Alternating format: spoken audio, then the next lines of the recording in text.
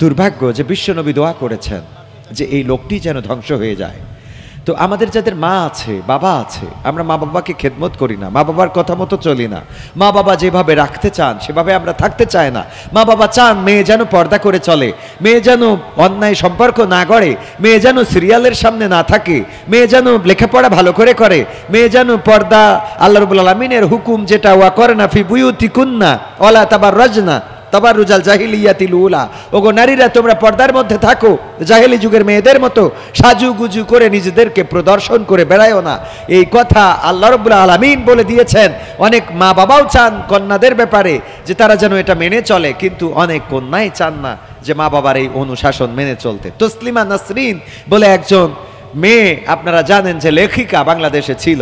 তার পিতামাতা খুবই ইবাদত বন্দেগী করা মানুষ, এবং তসলিমা নাসরিনের লেখায় পড়েছি যে তার পরিবারটাও অনেক ইসলামিক, কিন্তু এই মানুষটারে আল্লাহ জাহেল করে দিয়েছে। এতটাই জাহেল যে পিতামাতার অনুশাসন তো মানেই নাই, ইসলামের অনুশাসন তো অ্যাভয়েড করেছেই, বরং এতটাই নিকৃষ্ট যে সে আল্লাহ বলে কিছু আছে এটা বিশ্বাস করে না, রাসূল সাল্লাল্লাহু আলাইহি সাল্লাম যে আল্লাহর প্রেরিত রাসূল এটা বিশ্বাস করে না, পরকাল, ফেরেশতা, মালাইকা এগুলোতে বিশ্বাস তো নাই, বরং সে মেয়েদের ব্যাপারে এমন এমন পচা কথাগুলো বলেন যেগুলো কল্পনাতীত। তার বক্তব্য ছিল যে ছেলেরা যদি তারা বাড়ি মাঠ থেকে কাজ সেরে এসে ওপেন খোলামেলা বসে বাতাস খাইতে পারে তো মেয়েদের কেন পারবে না, মেয়েরা কেন তাদের এত আটঘাট করে চলতে হবে, কেন তাদের এত পোশাক পরতে হবে, এই জাতীয় নোংরা কথাবার্তাগুলো তার বইয়ে, তার লেখায় এখন পর্যন্ত তার একটা পা পঙ্গু হয়ে গেছে, পা কেটে বাদ দিতে হয়েছে, তারপরেও এখন পর্যন্ত এই নোংরা কথাগুলো এইভাবেই সে নিজেকে উপস্থাপন করে। আল্লাহ তার হয়তোবা কপালে হেদায়েত নসিব করবে বলে মনে হয় না, কিন্তু এই কথাটা এই জন্য বলতে চেয়েছি যে সে একদা লিখেছে যে আমার মা বাবা তারা নামাজ তাহাজ্জুদ গুজারি মানুষ, তারা নামাজ পড়তেন এবং আমাকে চাইতেন আমি যেন নামাজি হয়ে যাই, আমি যেন রোজাদার হয়ে যাই, তো এরকম চাইতেন, কিন্তু সন্তান সেভাবে হয়ে ওঠে নাই।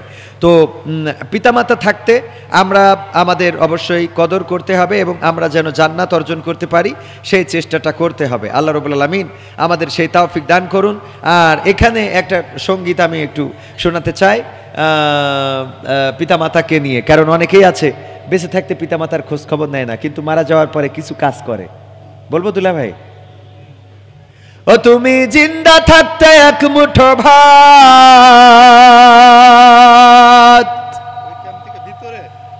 ও তুমি জিন্দা থাকতে এক মুঠো ভাত দাও নাই মা বাবার মুখে, মরলে খাওয়াও পাড়ার লোক ডেকে, রে মোহন আমার মরলে খাওয়াও পাড়ার লোক ডেকে।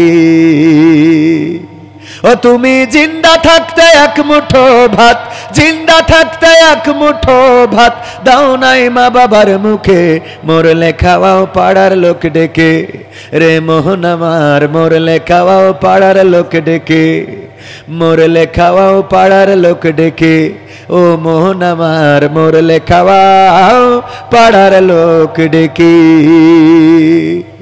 মাসে মাসে অনেক টাকা তুমি ব্যাংকে রাখো জমা, বাড়ি বাড়ি ভিক্ষা করে তোমার বাবা মা, ভাইয়ের তোমার বাবা মা। মাসে মাসে অনেক টাকা তুমি ব্যাংকে রাখো জমা, বাড়ি বাড়ি ভিক্ষা করে তোমার বাবা মা, ভাইয়ের তোমার বাবা মা। তোমার বউয়ের হাতে সোনার বালা, বউয়ের হাতে সোনার বালা, দিন যাই তার কত সুখে, মরলে খাওয়াও পাড়ার লোক ডেকে, রে মোহন আমার মরলে খাওয়াও পাড়ার লোক ডেকে, মরলে খাওয়াও পাড়ার লোক ডেকে, ও মোহন আমার মরলে খাওয়াও পাড়ার লোক ডেকে।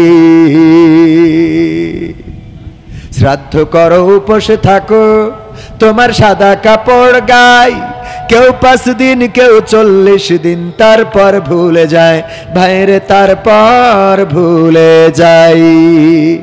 শ্রাদ্ধ করো উপোস করো তোমার সাদা কাপড় গায়, কেউ 5 দিন কেউ 40 দিন, তারপর ভুলে যায় ভাইরে, তারপর ভুলে যাই।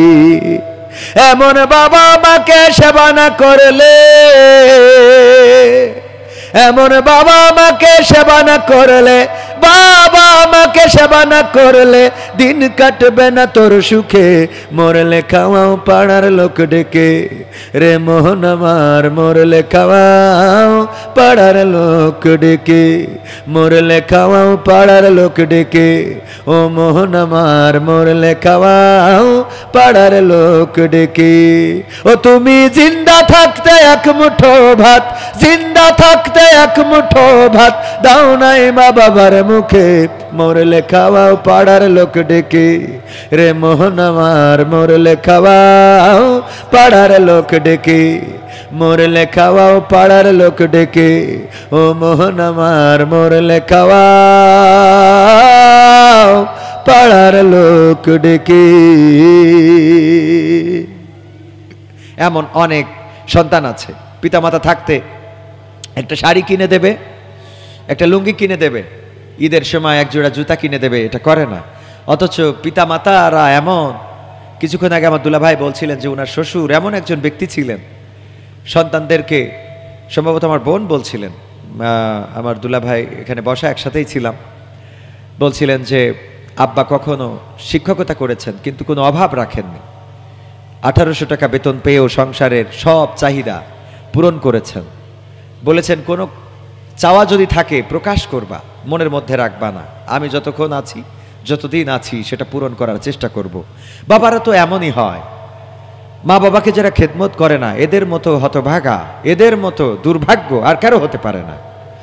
খেদমত করতে হবে মা বাবা থাকতে, মা বাবা চলে গেলে ওই যে বলে যে সময় গেলে সাধন হবে না। মাকে একটা শাড়ি কিনে দিয়ে যদি একটু হাসিটা নিতে পারেন, এটা আপনার জান্নাতের ওসিলা হয়ে যেতে পারে। মাঝে মাঝে চিন্তা করি, যেদিন টাকা ছিল না সেদিন বাবা ছিল, যেদিন পয়সা ছিল না ওই দিন আব্বা ছিলেন। মাত্র 10টা টাকার জন্য আব্বার সাথে মনোমালিন্য হয়েছে, এবং সেটা ছিল আমার আব্বার জীবনের শেষ দিন, আমার বাবা ডাকারও শেষ দিন।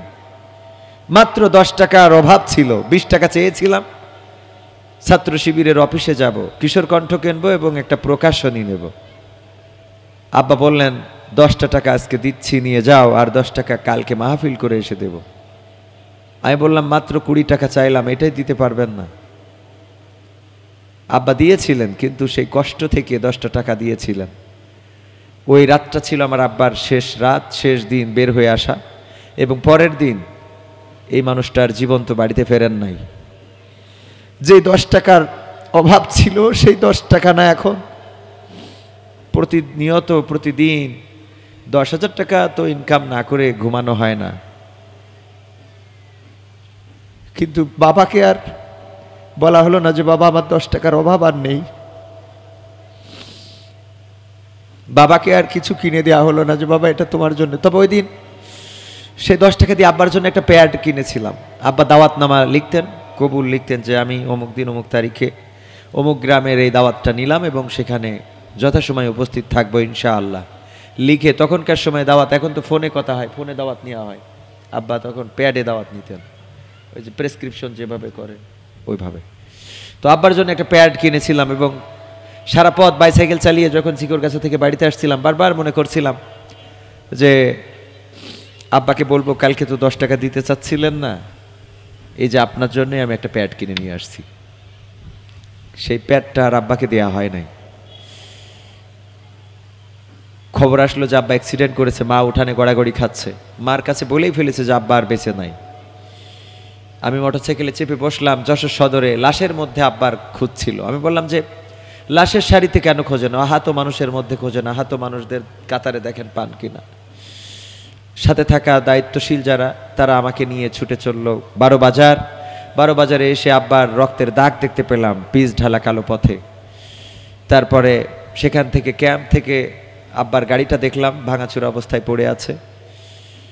বলল যে লাশটা কালীগঞ্জে আছে। কালীগঞ্জে যেয়ে দেখলাম শীতের সকাল, 5 জানুয়ারি 2002, চাদর দিয়ে, গায়ে দেয়া চাদরটা দিয়ে লাশটা বাঁধা, কান দিয়ে টপ টপ করে রক্ত ঝরছে, মাছি উড়ে বেড়ায়, বাসড়ার উপরে শোয়ানো। যে মানুষটা আগের রাতে কোনো স্টেজে ওয়াজ করেছেন সেই মানুষটা পরের দিন একটা থানার সামনে অবহেলায় অযতনে বাসড়ায় পড়ে আছে। চিৎকার করে আব্বা বলে ডাক দিলাম, কতবার ডাকলাম, আর আজকে 23টা বছর ডাকি, সেই আব্বা ডাকটা বাতাসেই মিলিয়ে যায়, দূর থেকে দূরে ধ্বনি প্রতিধ্বনিত হয়, কিন্তু কেউ আর জবাব দিয়ে বলে না, খোকা আমি এখানে।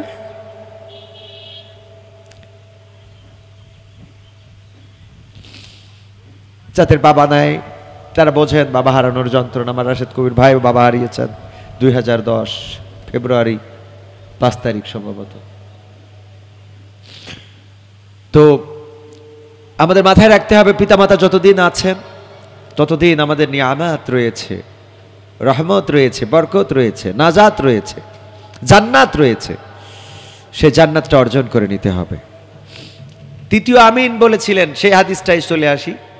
তৃতীয়বার আমিন বললেন, আল্লাহ নবী বললেন, ওগো সাহাবীরা, ফেরেশতারা